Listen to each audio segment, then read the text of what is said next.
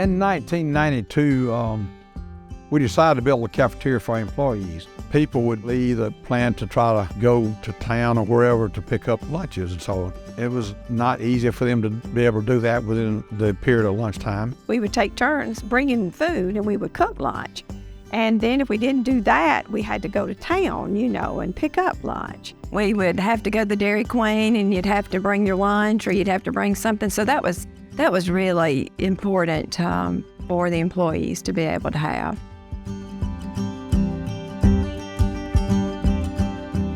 Southern home cooking, and they do it every day, and our employees love it, and also our customers, when they come in, we serve them out of the same cafeteria.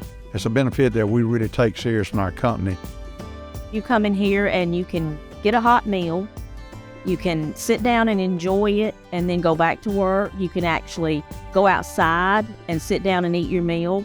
Break times are scheduled. We start at 10:40, and every 15 minutes you have a group coming, and it just rolls and rolls and rolls until 12:30. I know I certainly enjoy it, and also it's a benefit. You sit down and talk to the people that you work with every day and might be talking business in the cafeteria, so it's benefit in many, many ways. You can't go get a meal for what we pay for it here and sit down and enjoy it, and it's a nice meal. Our menu today, we have a meat and 3 vegetables, a roll and a tea, and you can get that for less than $6. We have sandwiches, soups, veggie bowls, we have chips, candy, all kind of drinks. We also have breakfast. We have breakfast items.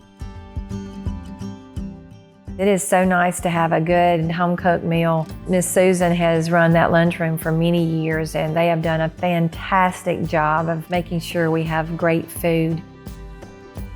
Mr. Paul loves people, and he wants to take care of his employees. He and his family, they genuinely care about their employees.